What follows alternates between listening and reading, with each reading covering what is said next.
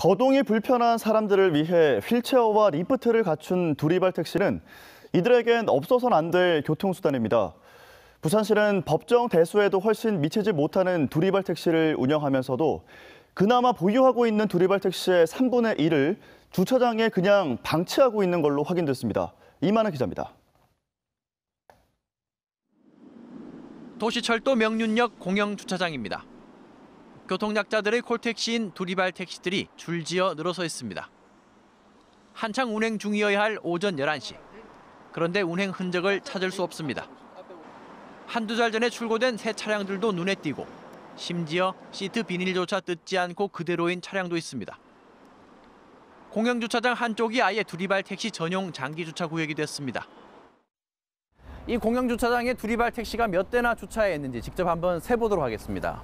하나, 둘, 셋, 넷, 다섯, 여섯. 이 주차장에만 40여 대의 두리발이 방치돼 있습니다. 부산시에 등록된 두리발은 모두 160여 대. 하지만 실제 운행 중인 차량은 110여 대 수준입니다. 두리발 한 대를 교대 인력 없이 한 명이 전담하고 있는데 운행 인력도 구하지 않고 올해 30대를 무작정 구입했습니다. 저 37명을 뽑으려 했는데 20명밖에 못 받았습니다. 지금 심사를 좀 까다롭게 하다 보니까 법정 대수 340여 대를 맞추려고 운영 요원 확보 없이 차량만 늘린 결과입니다. 특히 최근 부산시가 두리발을 대대적으로 개선한다며 아침 출근 시간대 집중적으로 배차하자 상대적으로 오후와 야간에는 두리발을 이용하기가 더욱 힘들어졌습니다. 낮 시간부터 그리고 밤 12시 이때는 진짜 차를 오래 기다리셔야 되는 거예요. 네, 대기자가 낮에는 한 90명, 70명 이렇게 대기가 되어 있고 그리고 밤에는 차가 부족해가지고 밤에 들어가려면 2시간도 기다리셔야 되고. 부산 지역의 중증 장애인은 5만 1천여 명. 최고 수준의 콜택시급 서비스를 제공하겠다던 부산시의 두리발 혁신 대책은 현실과 거리가 먼 또 하나의 탁상 행정이 됐습니다. MBC 뉴스 이만흥입니다. 아프리카 돼지열병 확진 지역이 모두 6곳으로 늘어나 전국에 다시 이동 중지 명령이 내려지면서 부산도 방역에 비상이 걸렸습니다. 이런 가운데 정부가 양돈 농가들에 대해서 지원책도 제대로 마련해 놓지 않고 잔반 급여를 일방적으로 중단시켜 일부 농가들의 불만이 극에 달하고 있습니다. 류재민 기자입니다. 기장군의 한 도로변 차량 방역 초소. 차 바퀴부터 아래까지 꼼꼼히 소독약을 살포합니다. 양돈 농가 앞 도로엔 흰색 생석회가 뿌려져 있습니다. 농가를 출입하는 차량도 엄격하게 통제되고 있습니다. 경기도 파주와 연천, 김포에 이어 인천까지 아프리카 돼지열병이 수도권을 중심으로 번지면서 부산도 방역에 비상이 걸린 겁니다. 아프리카 돼지열병의 추가 확진으로 다시 전국에 이동 중지 명령이 내려지면서 부산 지역 양돈 농가에도 긴장감이 감돌고 있습니다. 부산 시내 양돈 농가는 모두 18곳. 키우는 돼지만 6,823마리에 달합니다. 부산시는 방역 대책 상황실을 설치하고 매일 소독차를 동원해 방역을 실시하고 있습니다. 농가로 진입하는 출입로를 다 통제를 하고 있고요. 그다음에 기장군에서 하루에 한 번씩 방역 차량으로 차량 방역을 실시하고 있습니다. 양돈 농가의 어려움도 이만저만이 아닙니다. 정부가 돼지의 먹이로 사용되는 남은 음식물의 이동을 전면 금지했는데 이걸 먹이로 주지도 못하게 처리가 불가능해진 데다 사료 구입에 대한 지원책도 마련해 놓지 않아 잔반 사용 농가들이 큰 피해를 입게 됐기 때문입니다. 환경부하고 얘기하고 국조의 규제심의위원회 들어가고 법제심사 들어가고 그 하는 기간 동안에 그 얘기들이 나온 거를 싹 무시하고 제한 건다고 치자고요. 그러면 대책은 세워줘야 될 거 아니에요. 먹고 살릴 수 있게 돼지들이. 사료 지원도 없고 이건 죽으라는 소리밖에 아니에요. 아프리카 돼지열병이 발생한 다른 지역에서도 잔반을 사용하지 않은 것으로 알려져 이들 농가의 불만은 극에 달한 상황. 하지만 여전히 정부가 명확한 원인조차 규명하지 못하면서 갈등이 커지고 있는 만큼 철저한 방역과 함께 발병 원인 규명이 시급해 보입니다. MBC 뉴스 류재민입니다. 다음은 오늘 아침 신문 살펴보겠습니다. 먼저 국제신문입니다. 부산시의 남북 교류 사업에 다시 불이 붙는다는 내용 일면 머릿기사로 다루고 있습니다. 김정은 북한 국무위원장이 오는 11월 부산에 방문할 가능성이 제기되면서 주춤했던 남북 사업도 재추진된다는 소식인데요. 남북협력기금 등을 출자해 북한개발은행을 설립하고 이를 통해 토지, 금융, 정보통신 같은 다양한 분야에 투자할 수 있을 걸로 전망했습니다. 다음 기사 만나보시죠. 동부산대학교의 자진 폐교 움직임에 따른 파장을 다루고 있습니다. 재학생 1,200명의 특별 편입이 불가피하지만 특색학과는 대체할 곳이 없다고 신문은 지적했습니다. 게다가 임금이 밀린 교직원들은 개별적으로 소송을 진행하고 있다고 하는데요. 여기에 해운대구 반송동 인근 상권도 폐교로 직격탄을 맞을 수밖에 없는 상황을 우려하고 있습니다. 다음은 부산일보입니다. 대학별 국가장학금 지급 현황을 분석해봤더니 고소득층의 서울 쏠림 현상이 극심했다는 내용입니다. 월소득 하위권 가구 학생에게 지급되는 국가장학금을 서울 상위 7개 대학생은 불과 22% 받고 있는 걸로 나타났는데요. 그만큼 잘 사는 집 자녀들은 서울 지역 대학교를 다닌다라고 볼 수 있다는 겁니다. 부산의 국가장학금 지급률은 50% 내외, 전국 평균은 54%로 집계됐습니다. 마지막 기사입니다. 일본 후쿠시마 방사능 오염수 방류를 규탄하며 시민단체가 펼친 퍼포먼스 모습을 사진으로 싣고 있습니다.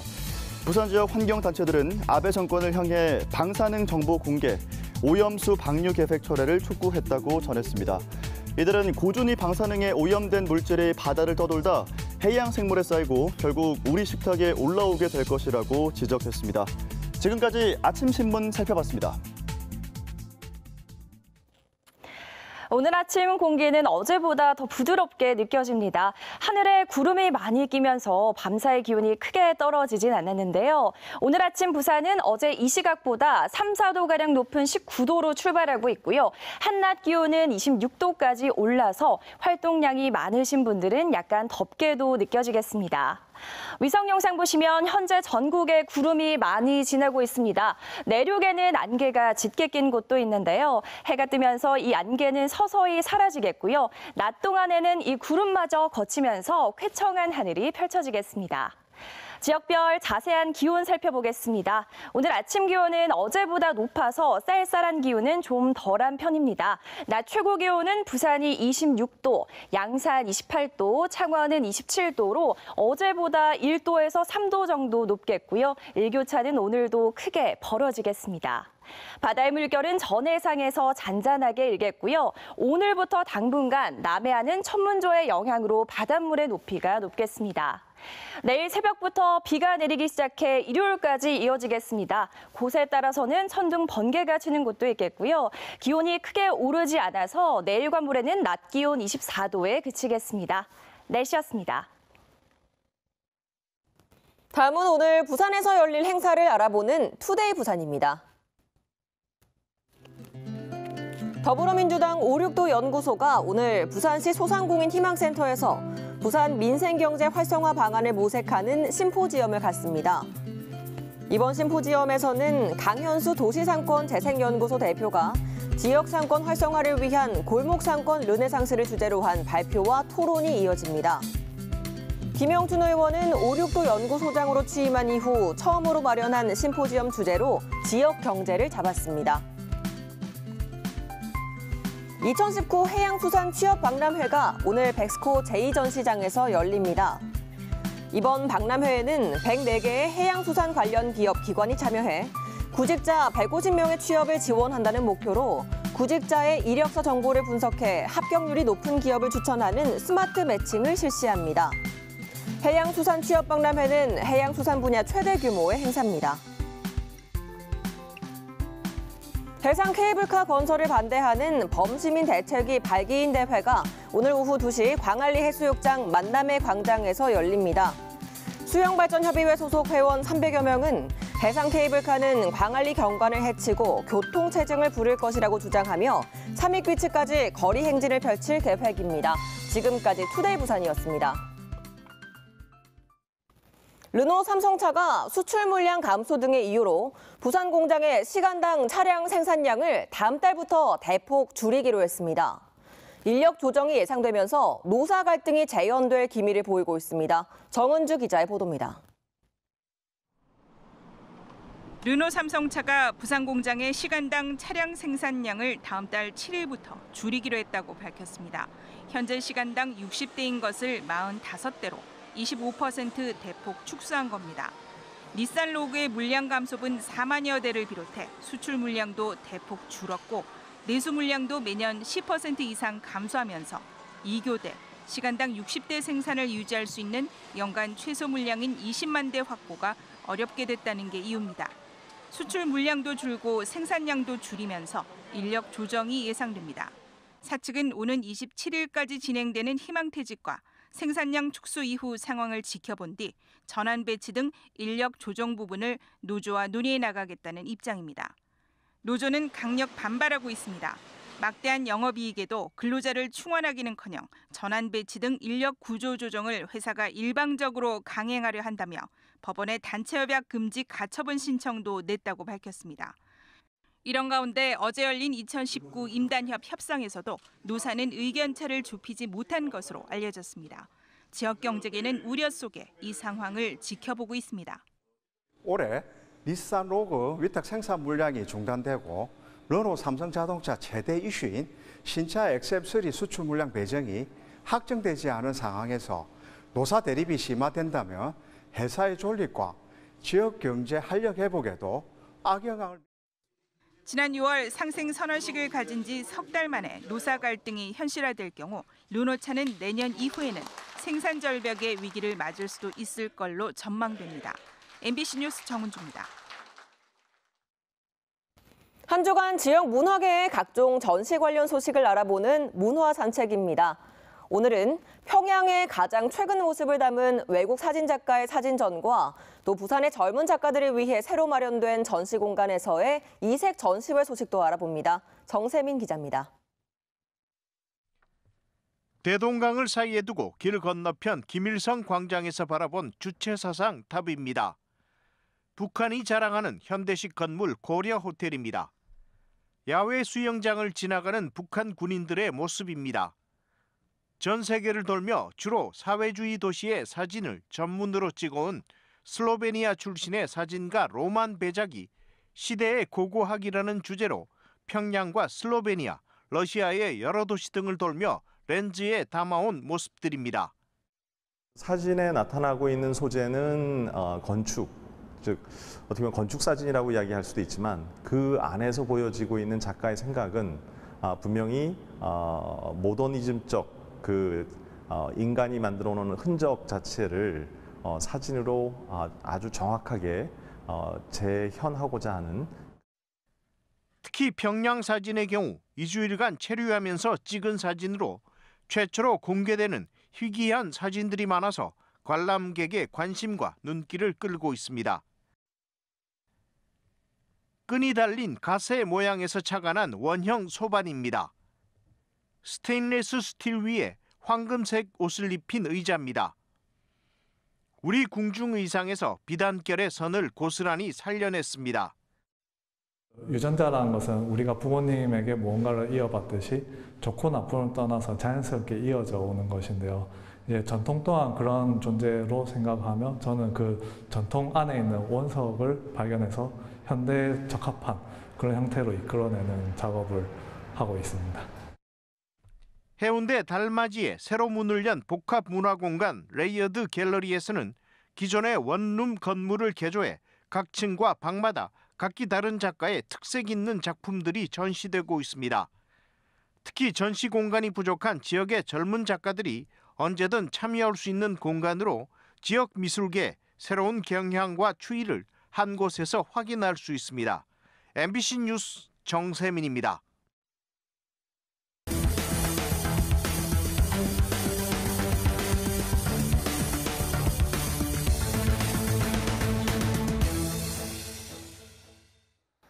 해운대 마린시티 마지막 미개발 용지에 콘도를 지으려던 사업 계획이 2심에서도 좌절됐습니다. 부산고법 행정 1부는 사업 시행사 A사가 부산시를 상대로 제기한 건축 허가 신청 반려처분 취소 소송에서 원고 항소를 기각했습니다. A사는 지난해 3월 해운대 마린시티에 77층짜리 건물 3개 동과 22층짜리 부대시설이 포함된 콘도를 짓기 위해 부산시와 교육청에 건축 허가를 신청했다 반려됐고 소송을 제기해 1심에서 패소하자 항소했습니다. 남대서양에서 침몰한 스텔라 데이지호와 관련해 선체 격벽의 변형을 알고도 방치한 혐의 등으로 기소된 선사 대표 등이 재판에서 대부분의 혐의를 부인했습니다. 부산지법 형사 5부 심리로 열린 첫 공판에서 폴라리스 쇼핑 김환중 회장 측 변호인은 철광석 적재법을 당초 신고와 다르게 한 건 맞지만 보건성 규정을 위반하진 않았다고 주장했습니다. 또 선박 격벽 결함을 알았지만 감독기관에 신고할 수준이 아니었고 운항에 영향을 준 사실도 입증되지 않았다며 결함 미신고 혐의도 부인했습니다.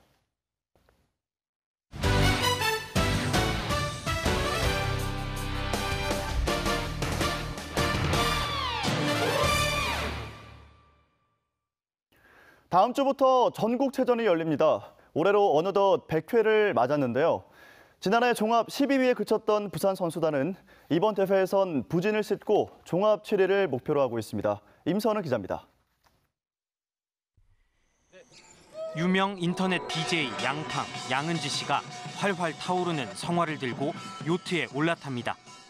올해로 100회째를 맞은 전국체전의 불꽃이 부산 바다를 가르며 봉송됩니다. 육상에선 레슬링 전 국가대표 양정모 씨가 불씨를 이어받습니다. 해방 이후 첫 올림픽 금메달을 따낸 스포츠 영웅 양정모. 그가 우리나라 레슬링계에 주목을 끌기 시작한 계기가 바로 1968년 전국체전을 통해서였습니다. 저 역시 체전을 통해서 올림픽에 가서 좋은 성적도 내고, 그러니까 체전은 하나의 한국 체육의 뿌리다. 다음 달 4일부터 서울에서 7일 동안 펼쳐지는 이번 전국체전은 정식 종목 45개, 시범 종목은 태권과 보디빌딩 이렇게 2개, 모두 47개의 종목에서 17개 시도의 선수들이 그동안 갈고 닦은 기량을 뽐냅니다. 부산은 모든 종목에 1,136명의 선수가 출전합니다. 올해 부산 선수단의 목표 성적은 금메달 49개, 은메달 46개, 동메달 105개로 종합 7위, 종합 12위에 그쳤던 지난해의 부진을 씻는다는 계획입니다. 이 대회에서 우리 부산 선수단이 주인공이 될 수 있도록 많은 준비를 해왔습니다. 그래서 시민 여러분들께서 많은 관심과 성원을 해주시면 고맙겠습니다. 부산시 체육회 전력 분석 자료를 보면 세팍타크로와 근대 5종 등 7개 종목은 부산 선수단의 강세가 예상됩니다. 특히 사격과 수영, 핀수영, 카누, 역도, 체조 등 6개 종목에서 다관왕을 차지하는 선수가 나올 것으로 기대하고 있습니다. MBC 뉴스 임선응입니다. 프로야구 롯데자이언츠가 현역 구단 가운데 유일하게 시즌 10회 투수 5명을 기록했습니다. 다익손, 레일리, 장시환, 김원중, 서준원 등 롯데 투수 5명은 올 시즌 10차례 이상 패배를 남겼으며 한 시즌 10회 투수 5명은 1999년 쌍방울 레이더스 이후 처음입니다. 롯데는 또 프로야구 사상 최초로 한 시즌 90패를 3번 당한 구단이라는 기록에도 한 패만을 남겨둔 상황입니다. 부산시가 일본 전범기업 제품의 공공구매를 제한하는 내용의 조례안에 대해 시의회에 제의를 요구했습니다. 해당 조례는 지난 임시회 본회의에서 통과된 상태로 부산시장과 공공기관장이 일본 전범기업 제품을 구매하지 않도록 노력하고 이미 보유한 경우 전범기업 제품이라는 인식표를 부착할 수 있도록 하는 내용을 담고 있습니다. 부산시는 조례 입법 취지엔 공감하지만 우리 정부가 일본을 세계무역기구에 제소한 상황에서 빌미를 줄 수 있는 등 국익을 고려해 제의를 요구했다고 밝혔습니다. 음주운전 차량에 치여 숨진 고 윤창호 씨 사건이 발생한 지 1년째 부산에서 음주운전 사고와 단속 건수가 모두 줄어든 것으로 나타났습니다. 부산경찰청에 따르면 지난해 9월 25일부터 1년간 부산에서 발생한 음주운전 교통사고는 620건으로 전년 같은 기간 777건에 비해 20.2% 줄었고 특히 사망자는 43.8% 줄어든 9명으로 집계됐습니다. 가택기관 단속 건수는 모두 7,386건으로 사건 발생 이전에 1,209건과 비교해 27.7% 줄었습니다. 백스코가 주최하는 2019 가을 부산 수제 맥주 페스티벌이 오는 29일까지 닷새 동안 백스코 야외 광장에서 열립니다. 이번 행사에서는 부산 수제 맥주 업체 6곳을 비롯한 150여 종의 전국 유명 맥주를 맛볼 수 있고 푸드트럭관, 플리마켓관에는 지역 소상공인 업체 60여 개사가 참여합니다. 행사 기간 중 오늘 26일과 28일에는 특정 색상의 의상을 착용한 관람객들에게 수제 맥주 무료 시음권을 제공하는 드레스 코드 이벤트도 진행됩니다. 올 상반기 부산을 찾은 크루즈 관광객이 지난해보다 크게 늘어난 것으로 나타났습니다. 부산시와 부산항만공사에 따르면 이번 상반기에 부산을 찾은 크루즈 관광객은 9만 3,900여 명으로 지난해 같은 기간과 비교해 30.5% 늘어났습니다. 국가별로는 일본이 3만 2천여 명으로 가장 많았는데 이는 6개월에서 1년 전에 모객이 이루어지는 크루즈 관광의 특성으로 인해 한일 관계 경색 전에 이미 크루즈 관광을 예약한 일본인이 많았기 때문인 것으로 분석됩니다. 오늘 아침 공기는 어제보다 더 부드럽게 느껴집니다. 하늘에 구름이 많이 끼면서 밤사이 기온이 크게 떨어지진 않았는데요. 오늘 아침 부산은 어제 이 시각보다 3, 4도가량 높은 19도로 출발하고 있고요. 한낮 기온은 26도까지 올라서 활동량이 많으신 분들은 약간 덥게도 느껴지겠습니다.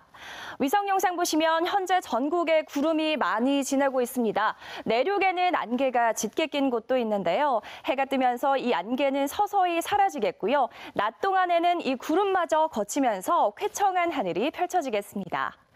지역별 자세한 기온 살펴보겠습니다. 오늘 아침 기온은 어제보다 높아서 쌀쌀한 기온은 좀 덜한 편입니다. 낮 최고 기온은 부산이 26도, 양산 28도, 창원은 27도로 어제보다 1도에서 3도 정도 높겠고요. 일교차는 오늘도 크게 벌어지겠습니다. 바다의 물결은 전해상에서 잔잔하게 일겠고요. 오늘부터 당분간 남해안은 천문조의 영향으로 바닷물의 높이가 높겠습니다. 내일 새벽부터 비가 내리기 시작해 일요일까지 이어지겠습니다. 곳에 따라서는 천둥 번개가 치는 곳도 있겠고요. 기온이 크게 오르지 않아서 내일과 모레는 낮 기온 24도에 그치겠습니다. 날씨였습니다.